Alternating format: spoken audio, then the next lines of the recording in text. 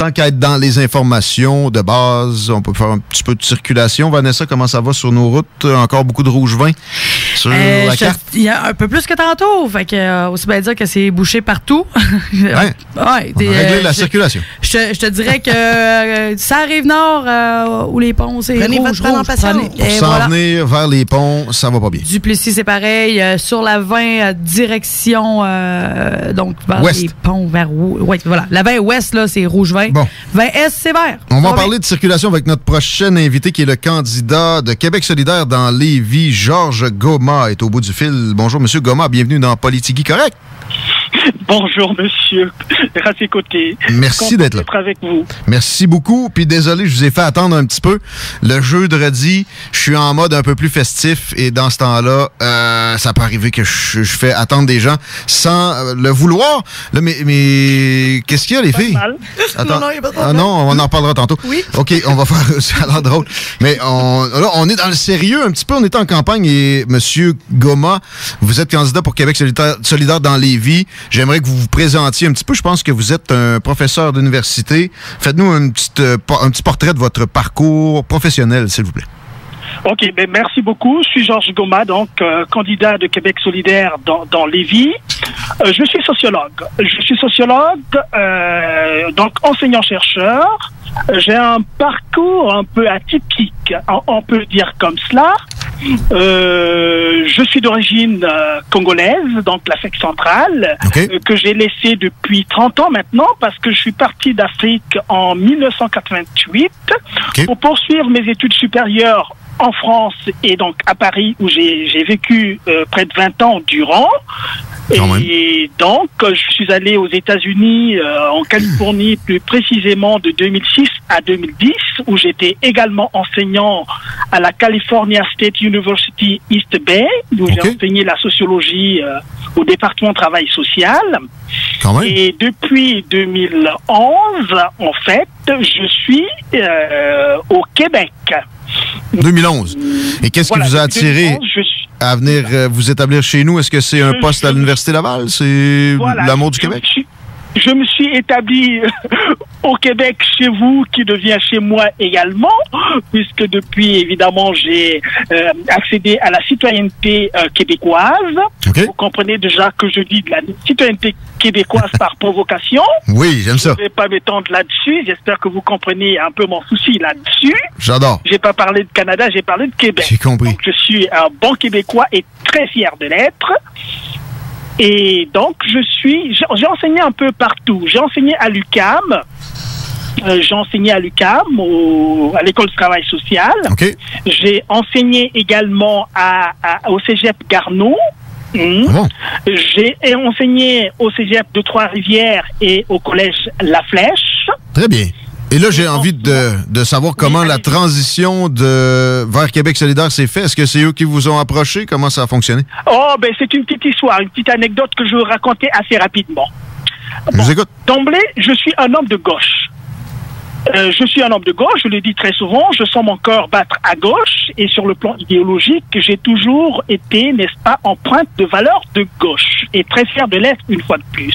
Et quand j'arrive au Québec, évidemment, je regarde tout de suite la première année, je regarde les couleurs politiques. Et j'avais trouvé que c'était le PQ qui semblait être un peu en cohérence avec mes valeurs profondes.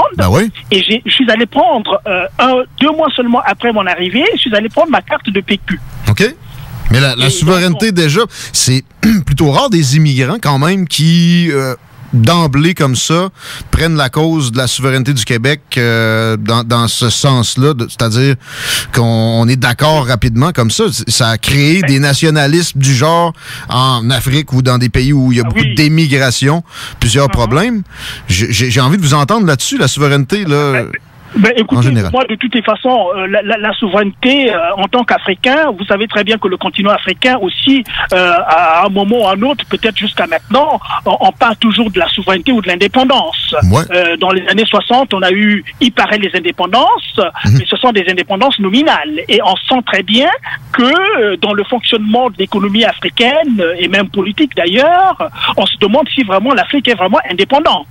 Donc déjà le fait de se poser, de faire ce constat-là me pousse à être très attentif, n'est-ce pas, aux questions qui sont liées à l'indépendance. Et donc avant d'arriver au Québec, ne pensez pas que j'ai connu le Québec en arrivant ici.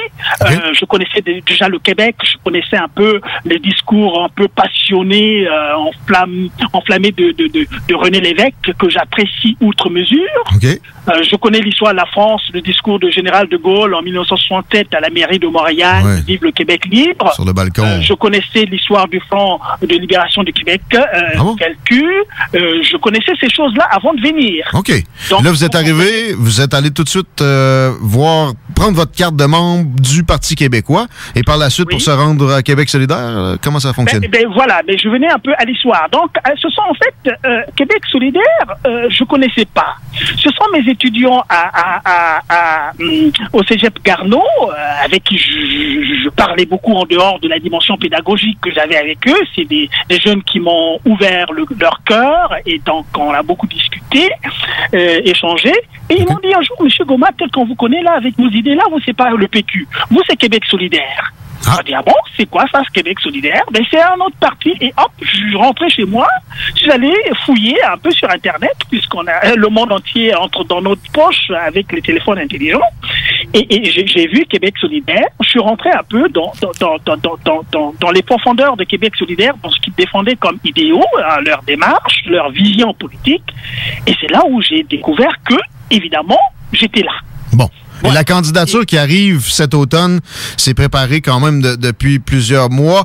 Qu'est-ce qui est l'élément fort PHARE au programme dévoilé à date de Québec solidaire au national qui est le plus motivant pour vous en ce moment, M. Gaumont? Ah oui.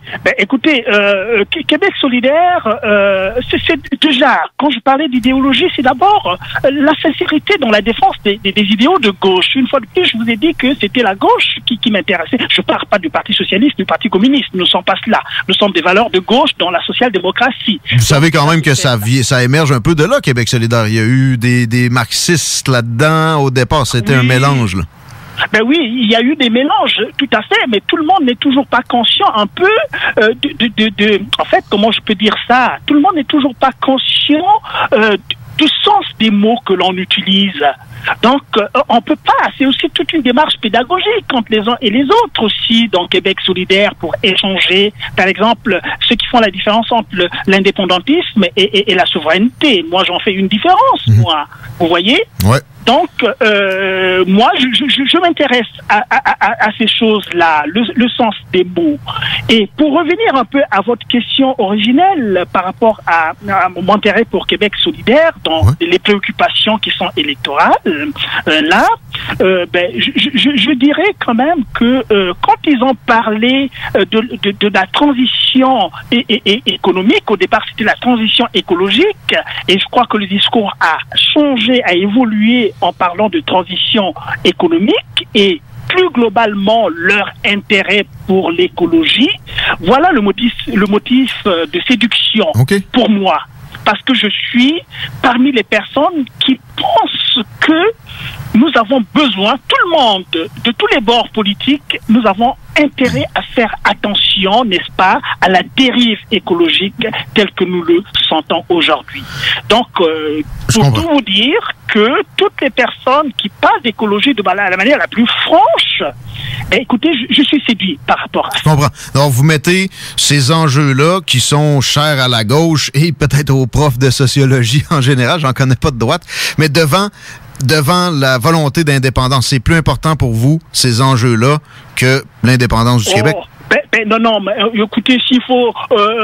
hiérarchiser. Pas obligé. Hiérarchiser, je ne pense pas que dans ma démarche, il y ait ce processus de hiérarchisation. Je pense que les enjeux, il faut les circonscrire et puis les mener de front. C'est sûr, mais beaucoup de gens reprochent à Québec solidaire d'empêcher la souveraineté de se faire en divisant le vote, en grappillant des gens qui iraient au Parti québécois normalement. Ah non, écoutez, mais il faut savoir quand même une chose, Guillaume. Le Parti québécois a été au pouvoir depuis très longtemps maintenant. OK? Ouais. Mais le Parti libéral, j'ai bien peur que le PQ ait déserté un peu ses fondamentaux. Je suis désolé. Ah bon? Le PQ est resté au pouvoir depuis très très longtemps. Ouais. Mais s'il était resté droit dans ses bottes à défendre coûte que coûte la démarche ou la vision indépendantiste, écoutez, c'est pas le libéralisme qu'on voit aujourd'hui qui effraie un peu tout le monde, qui va vous pousser à abandonner certaines idées qui sont quand même des idées centrales dans votre approche. Enlever l'indépendance au PQ, je pense pas qu'il en restera grand-chose là. Donc le recul sur la question de l'indépendance, je pense que ça a été quand même assez périlleux pour le PQ. Et pour terminer un peu là-dessus, je sens que nous avons un problème de temps. Oui. Le Québec solidaire, je pense que c'est un parti qui ne devait pas mériter le sort qu'on lui oppose aujourd'hui, parce que j'ai comme l'impression que les gens, quand on parle de Québec solidaire, tout de suite, ils se rétractent sans savoir très clairement ce que le Québec solidaire propose. Et quand vous regardez l'échiquier politique aujourd'hui, Guillaume, qu'est-ce qu'on constate? Les trois autres partis, et y compris le PQ, la CAQ et le PLQ, mais ils sont tous entraînés un peu dans ce libéralisme un peu sauvage. J'ai l'habitude d'utiliser cette expression. J'aurai le temps de la dénoyauter au cours de notre campagne. Mais le Québec solidaire est le seul parti qui pose un vrai problème contre la dérive de ce libéralisme et de ce capitalisme-là à visage inhumain. Je suis désolé d'utiliser ces termes forts, mais je voudrais quand même demander, appeler les citoyens et les citoyennes d'essayer de faire le petit effort d'aller voir un peu les propositions de Québec solidaire, qui sont des propositions tout à fait populaires. Tout le monde est d'accord là-dessus. À date, pour la campagne qui nous occupe, j'ai tendance à être d'accord avec vous. J'ai rien vu de farfelu, mais on est habitué un peu à ça. Je me rappelle d'une proposition de nationalisation des médias il y a plusieurs années, pas à la dernière campagne, à la précédente. Tu sais, ça peut marquer certains esprits. Et votre opposition à ce fameux troisième lien dans le transport ici, on sait tous que c'est pas ce qu'il y a de plus ambitieux côté écologie, mais en même temps, on pense réalistement dans des cas comme le mien, où je considère qu'on pourra pas se départir de l'automobile si rapidement que ça, et qu'il y aura, c'est un beau vecteur de liberté. Il y aura des gens qui pourront en profiter de cette liberté-là en plus grand nombre, pendant plus longtemps, si on fait cette infrastructure-là. Vous êtes totalement opposé à Québec solidaire à cette idée-là, même pas d'études sur la question. J'aimerais que vous développiez un peu le sujet avec nous en terminant. Guillaume, ça vous dérange pas que je vous appelle Guillaume? Non, aucun problème. Bon, très plaisir. bien. Ben, écoutez, je ne reviens pas sur l'opposition radicale qui est l'approche de Québec solidaire par rapport au troisième lien. Je vous écoute. Bon, la question que je peux vous... les gens qui parlent du troisième lien, ils parlent, qu'est-ce qu'ils mettent au devant? Ils mettent au devant la question de l'achalandage sur les ponts. Déjà, quand on parle du troisième lien, c'est déjà sur le plan du langage, c'est complètement faux. Ah. Il faut peut-être parler du quatrième lien, alors, si nous en sommes là. Vous avez la traverse en tête, quoi? Ben, écoutez, le premier lien, monsieur Guillaume, c'est quand même le traversier. Ça, c'est fondateur. Okay. Et après, il y a eu le pont du Québec, là. C'est le deuxième lien. Il y a eu le pont Pierre-Laporte, les années 70. C'est le troisième lien. Okay. Et si on veut construire un tunnel ou un pont, ça sera le quatrième lien. Donc, soyons quand même sérieux dans le langage que nous utilisons. Mais c'est pas le plus important. Revenons un peu aux choses les plus sérieuses par rapport à l'utilité même, les fondements d'un troisième lien. Alors, nous, on n'est pas d'accord parce que, déjà, le troisième lien, la première raison qu'on nous donne, c'est les achalandages. Ouais. Attendez, quand vous regardez un peu comment on utilise les deux ponts, là, jusqu'à maintenant, c'est à quel moment qu'il y a des achalandages? Il y a des périodes de pointe. Ouais, c'est beaucoup le matin et le retour. Le matin et le retour. Et dites-moi, Guillaume, dans quelle grande ville, ou disons dans quelle ville dans le monde, on a résolu le problème des achalandages pour avoir construit des ponts? Allez à New York. Combien de ponts il y a sur le Hudson? Il y a plein de ponts. Mais vous connaissez quand même les achalandages effroyables de New York. Ah, puis les experts sur la question s'entendent qu'à long terme, ça finit par se remplir une nouvelle infrastructure. Et voilà, Mais on n'est pas dans des densités de population comme ce qui est toujours étudié, c'est-à-dire Houston, New York et tout ça. Québec est en phase de développement assez primaire, merci. Et là, on n'a pas encore la possibilité de faire un tour de la région avec un périphérique, donc des options à un point de la ville est et l'autre à l'ouest. Ça va désengorger à des moments où la pointe n'est pas nécessairement en problème. C'est un accident sur un des deux ponts. On l'a constaté, ça, depuis des décennies. Égale la journée complète dans le bordel parce que tout est un goulot d'étranglement dans ce coin-là. Guillaume, ça c'est des choses pour lesquelles on ne pourra pas s'en passer. Hein? Les accidents, on ne commande pas un accident de se passer. Il y aura toujours des accidents. Et puis ceux qui font des accidents ne choisissent pas de faire des accidents. Donc c'est ce qu'on appelle en fait la loi de la contingence. C'est des choses qui arriveront toujours. Ouais. Mais quand on revient un peu sur le fondé même de ce fameux quatrième lien, disons en termes de quatrième lien, disons en termes de troisième lien parce que c'est l'expression que tout le monde connaît. Mais écoutez, il faut savoir que si nous sommes aussi radicaux par rapport à ça, c'est parce qu'il n'y a pas l'utilité. On n'a pas à mettre des sommes incommensurables, énormes, pour quelque chose qui n'a pas, au fond, une utilité en tant que tel. Bon, vous êtes pour un système de transport en commun pour la région, je sais ça. Le tramway serait intéressant dans le cas qui vous occupe. Je pense que vous avez un bel intérêt en ce sens-là. Mais comment on règle le principal problème de transport en commun dans la région, c'est-à-dire la traversée interrive autrement qu'en enlevant des voies aux automobilistes sur les ponts déjà existants et en passant aussi qui se détériorent beaucoup? Oui, d'accord, mais je veux dire déjà. Hein? Bon, vous savez, quand je prends le traversier, ça me fait quoi? Moins de 10 minutes de traversée. Vous le savez très bien. Donc, le traversier, c'est quelque chose qu'on peut améliorer davantage. On peut faire des couloirs, 2 ou 3 couloirs de traversier, là. Et puis aussi, il faut que les gens sachent qu'à Québec solidaire, nous brodons beaucoup sur la qualité de la vie. On ne peut pas passer du temps dans les voitures tout le temps. Quand vous allez à Montréal, un bon conducteur peut s'arrêter au moins 2 fois pour se reposer avant de reprendre son véhicule. Mais le traverser, c'est un petit repos qu'on prend aussi et c'est très beau de traverser. Moi, j'aime bien rouler. J'aime bien rouler quand c'est fluide. Je vais vous avouer que je trouve ça agréable. Vous savez très bien rouler, mais je vais appeler aussi à votre responsabilité et à votre responsabilité ou votre responsabilisation par rapport à ce qui nous tient à cœur, qui est l'émission des gaz à effet de serre, parce que nous faisons des choses au quotidien. Nous ne sommes toujours pas conscients des effets qu'il y a pour le futur. C'est sûr. C'est là aussi l'attention que nous voulons attirer. Et justement, si vous retirez les véhicules à essence des routes d'ici 2030 ou 2050, j'ai pas très bien compris exactement c'était où, mais là, qu'est-ce qu'il y aurait de mal à avoir un troisième lien si les véhicules émettent plus de CO2? Mais une fois de plus, oui, là, ça peut encore se rediscuter. Nous ne sommes pas des gens obtus. Nous sommes dans le cadre des processus. C'est-à-dire que les phénomènes sont très complexes, Guillaume. Les choses ne sont pas aussi faciles que cela. Nous sommes des gens qui sommes ouverts. C'est-à-dire qu'il y a une problématique, on essaie de le dénoyauter ensemble. S'il arrive évidemment que nous atteignions un peu ce but des voitures électriques, parce que la finalité pour nous sommes des gens qui croyons vraiment aux recherches faites par des scientifiques pour nous dire faites attention parce que nous amenons notre planète un peu à la déperdition. Et je vais dire encore une petite chose pour que les gens nous comprennent dans notre démarche. Vous savez l'affaire du dérangement climatique là, c'est un peu comme le cancer. Vous savez comment le cancer procède des AVC. Mais quand il vous travaille au sein de votre corps, vous n'êtes pas au courant.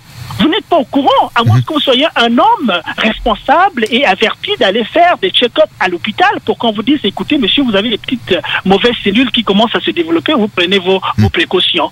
Donc, nous sommes en train de faire des choses aujourd'hui. Nous ne nous soucions pas de l'écologie. Notre réalité qui est formidable, c'est la réalité d'ici et maintenant, pas là-bas et demain. Donc, je pense que la démarche de Québec solidaire, c'est de tirer la sonnette d'alerte. Soyons tous responsables pour ce qui arrivera à la planète si nous ne faisons pas attention. Ça brûle de partout, ça inonde de partout, ça craquelle de partout. La calotte glaciaire est en train de fondre devant nos yeux et pourtant nous apporte des images qui sont réelles. Et nous arrivons quand même à avoir le courage de dire que non, les scientifiques n'ont pas raison. Il y a des scientifiques dissidents aussi, sont très maltraités, puis on ne partira pas ce débat-là avec le temps qui nous reste. En fait, c'est terminé pour nous aujourd'hui, M. Goma, mais je trouve ça fabuleux, la discussion. On va la reprendre pendant la campagne, je vous garantis ça. Je sais que vous avez de quoi de votre côté aussi. Je ne veux pas monopoliser ça. Merci énormément pour la discussion. On remet ça, vraiment, c'est trop le fun. Il n'y a pas de problème, On remet ça la prochaine fois. De toute façon, nous sommes en campagne. Et voilà, on se redonne des nouvelles bientôt. Merci beaucoup. Merci, Guillaume. Georges Goma, les amis qui est candidat pour Québec solidaire dans Lévis. On aurait pu passer l'émission à lui jaser. Il y a des choses à dire à plein. Ouais. Et une belle verve qui a fait rire Laurie en intro. Tu t'attendais pas à... Il est un peu caricatural avec c'est un prof d'université. Hein? Il faut qu'il retienne l'attention. Et il a ses façons. Je trouve ça il a l'air de quelqu'un qui sort d'une boîte à surprise. Je trouve ça jouissif. Oui, c'est ça. Non. J'ai comme fait un saut au début. Je pense qu'on a gagné des auditeurs tout le long où il était là. Il est capable de capter les esprits des auditeurs, puis on va le réinviter. C'est bien mérité dans son cas. Je trouve vraiment que c'est une belle candidature. Un prof de sociologie avec des chaires d'enseignement à l'Université d'État de Californie, quand même. Formé, j'ai pas compris si c'était à Sorbonne, là, mais en France, un beau parcours, puis des belles choses à dire. On va s'arrêter là-dessus quelques instants. On va parler de ce qui se passe sur le fleuve, mais pas des traversiers.